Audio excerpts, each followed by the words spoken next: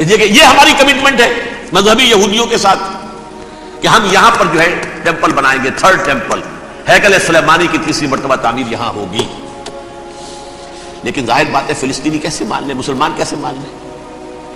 یہ ہے وہ چیز کہ جس کی وجہ سے وہ سارا معاملہ ناکام ہوا۔ ویسے مجھے یقین ہے کہ اگر فلسطینی مان بھی لیتے تبھی یہودی جو ہے جس طریقے سے اسحاق ربیون کو اس نے قتل کر دیا تھا تو یہ اس کو بھی، یہود باراک کو بھی قتل کر دیتے، اور وہ کسی صورت تسلیم نہ کرتے کہ یہ یروشلم جو ہے یہ انڈیوائیڈڈ سٹی نہ رہے بلکہ ڈویژن ہو جائے اس کی، اور صرف مغربی حصہ ہمارے پاس رہ جائے اور مشرقی جو ہے عربوں کے پاس ہے، کبھی تسلیم نہیں کرتے، مر جائیں گے۔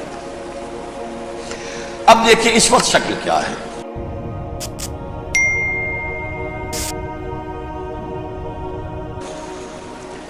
میرا اندازہ یہ ہے کہ اب جو مذہبی یہودی ہیں ان کے صبر کا پیمانہ لبریز ہو گیا ہے، اور اب ایک مڈ وے آدمی اس وقت وہاں پر آ گیا ہے، ٹوپی والا۔ اگرچہ وہ پریکٹسنگ یہودی اس طرح کا نہیں ہے، داڑھی والا نہیں ہے، زلفوں والا نہیں ہے وہی کوٹ پینٹ والا، لیکن یہ کہ اوپر رکھتا ہے وہ ٹوپی۔ ایریل شرون اور انتہائی سفاک، جس نے کہ فلسطینیوں کے 2 کیمپ ایسے اڑائے تھے جیسے کہ چیونٹیوں کا ہو لشکر اور ان کو پاؤں تلے رون دیا جائے، اس طریقے سے ختم کیے تھے۔ بہت بڑا قاتل، مرڈرر، وہ وزیر اعظم، اور اب جو ہے ان کے صبر کا پیمانہ لبریز ہو گیا ہے۔ اب ان کا فیصلہ یہ ہے کہ انہیں 3 بڑے بڑے قدم اٹھانے ہیں۔ نمبر 1، فلسطینیوں کا خاتمہ، ایتھنک کلینزنگ۔ اگر یہ فلسطینی رہتے ہیں یہاں پر تو اگر 10 ہم ان کے ماریں گے تو 2-3 یہ ہمارے مار دیں گے۔ تو اسرائیلی کی جان تو بہت قیمتی ہے، یہ تو خیر 1000 بھی مر جائے تو کوئی بات نہیں، یہ تو کیڑے مکوڑے ہیں، جینٹائلز ہیں، گوئمز ہیں، یہودی وہ مر گئے، لہذا ان کا ٹنٹا بکاؤ، اب ان کو ختم کرو۔ وہ اشتہار شاید آپ کے نظروں سے گزرا ہوگا جس میں میں نے یہ الفاظ لکھے ہیں کہ بوسنیا کی ایتھنک کلینزنگ جو ہے ماند پڑ جائے گی، اور جو کچھ ایتھنک کلینزنگ ہوئی تھی 500 برس قبل ہسپانیہ میں، اس کا نقشہ آپ دیکھیں گے دنیا میں۔ اس وقت کیا ہوا تھا؟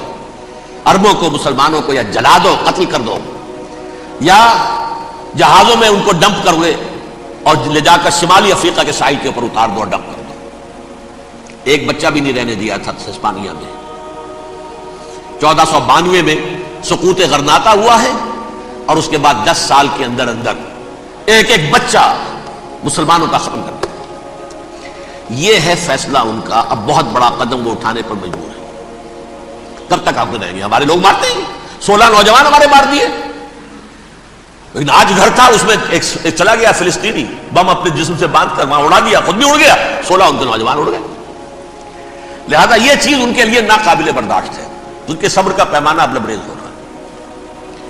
نمبر 2، انہیں بہرحال اب یہ کرنا ہے کہ مسجد اقصی کو گرائیں، قبۃ الصخرہ کو گرائیں اور ٹیمپل بنائیں۔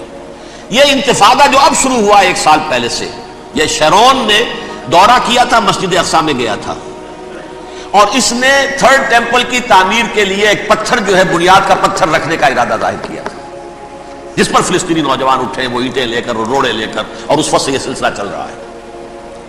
کتنے مارے جا چکے فلسطینی، لیکن کچھ نہ کچھ یہودی بھی مرے، اسرائیلی بھی مرے، اور جیسا کہ میں نے عرض کیا اب ان کے صبر کا پیمانہ لبریز ہو گیا۔ انف از انف، اب ہم اس معاملے کو ایک دفعہ جو ہے فائنلی ختم کر دیں گے اور اب بنائیں گے۔ لہذا اب جو ہے کئی ٹن وزن کے وہ جو پتھر تیار ہو کر آگے رکھ دیے گئے ہیں کہ یہاں یہ بنیاد پڑنی ہے، اس کے اندر یہ پتھر لگے۔ بلکہ ایک لطیفہ بھی مجھے یاد آیا ہے، یہ کوئی 30 سال پرانی بات ہے۔ اس قبۃ الصخرہ کی مرمت ہوئی تھی تو اس کے اوپر جو یہ سونے کی پتری چڑھی ہوئی ہے، یہ شاہ حسین اردن والے جو ہے، ظاہر بات تھا بھی انہی کے تسلط میں، یہ انہی کی تولیت میں تھا، سن 67 سے پہلے، اس زمانے کی بات میں کر رہا ہوں۔ تو انہوں نے پتہ نہیں 30 من تھا یا 30 ٹن تھا سونا جو ڈونیٹ کیا تھا اس کے اوپر یہ پتری چڑھانے کے لیے، جو بہت بڑا گنبد نظر آتا ہے پورے کے پورے ماحول کے اوپر چھایا ہوا۔ اس وقت یہودی اخباروں نے لکھا تھا بہت اچھا ہے، یہ سونا ہمارے کام آئے گا جب ہم اپنا ہیکل تعمیر کریں گے۔ کہاں جائے گا سونا؟ سونا یہی رہے گا نا، جب ہم گرائیں گے ہمیں وہ سونا مل جائے گا۔ اب وہ اس پر آ گئے، مزید دیر نہیں کر سکتے۔ تو آپ نوٹ کیجئے، number 1، ethnic cleansing of Palestinians in Israel. Number 2, demolition of the Aska mosque and the Qubbat al-Sakhra. Number 3، امریکہ کو الٹیمیٹم، تم اب اپنے ٹانگ درمیان میں مت اڑاؤ، اور اس کے لیے دھمکی، اگر تم نے ہمارے معاملے میں رکاوٹ ڈالی تمہاری اینٹ سے اینٹ بجا دیں گے۔ نیتن یاہو نے یہ کہا تھا میں واشنگٹن میں آگ لگا دوں گا۔ یہ انہوں نے امریکہ میں عظیم ترین دہشت گردی کر کے امریکہ کی ایڈمنسٹریشن کو، انتظامیہ کو یہ دھمکی دے دی ہے کہ باز آ جاؤ۔ چنانچہ میں یہ بات کہہ کے پرسوں جمعے میں اپنی مسجد سے، مسجد دارالسلام سے نکلا، شام کو، اسی شام کو میں نے ایریل شیرون کی تقریر سن لی T V per. It is not acceptable. Don't appease the Arabs at our expense. We are not going to become Czechoslovakia. We have to depend on ourselves only and rely on ourselves only. کیا مطلب ہے اس کا؟ کس کو سنا رہا ہے؟